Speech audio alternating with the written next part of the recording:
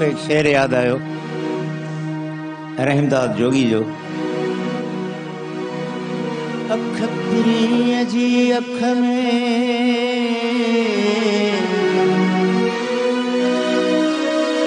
आहे कुथल जो कम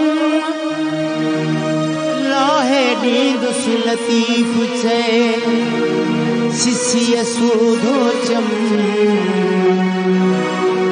जे निकिरी वञे दम तब अख प्रिय जी अख में।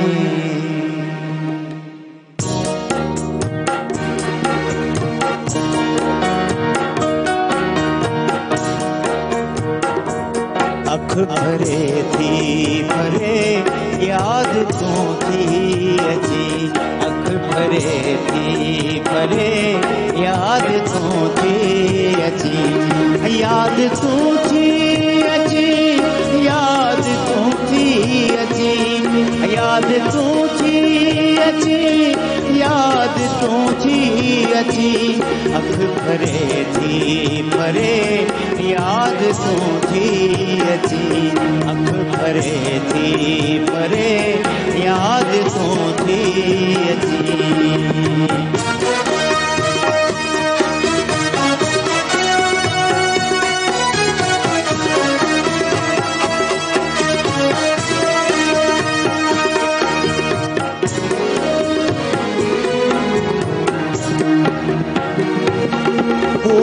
कोयल जी बुधी कूक कोयल जी बुधी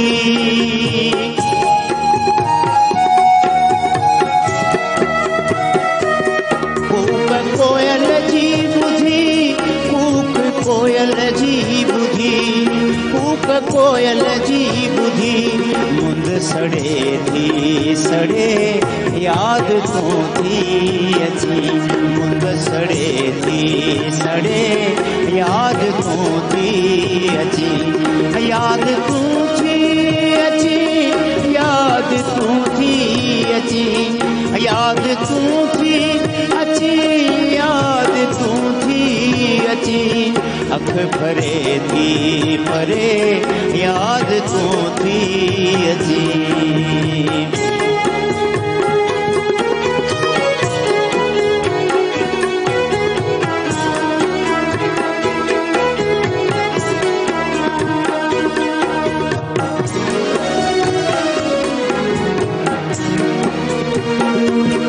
तांग जीअं जीअं वधे तांग जीअं जीअं वधे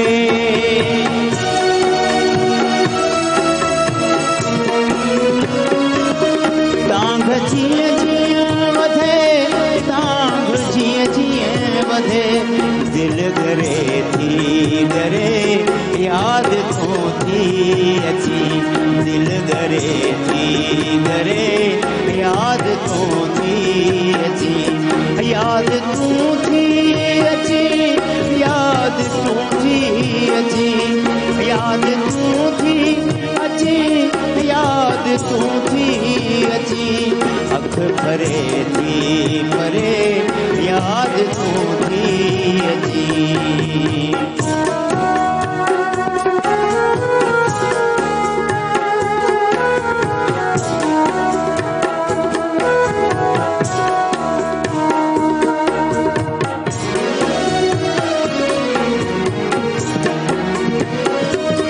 नैण भर जी आयड़ा नैण भर जी आयड़ा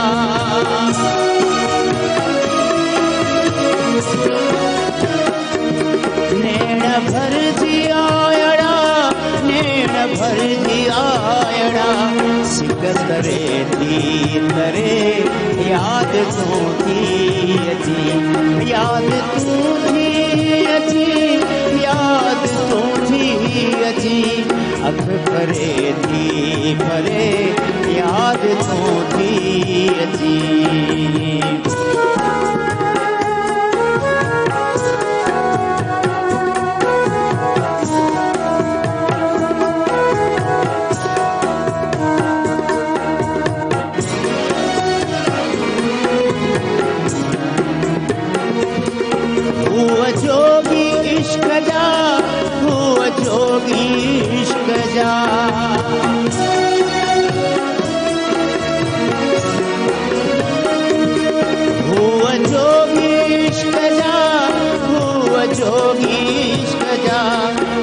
भरे थी भरे याद तूं थी अची मट भरे थी भरे याद तूं थी अची याद तूं थी अची याद तूं थी अची याद तूं थी अची याद तूं थी अची अख भरे थी भरे याद तूं थी अची याद तूं थी अची याद तूं थी अची।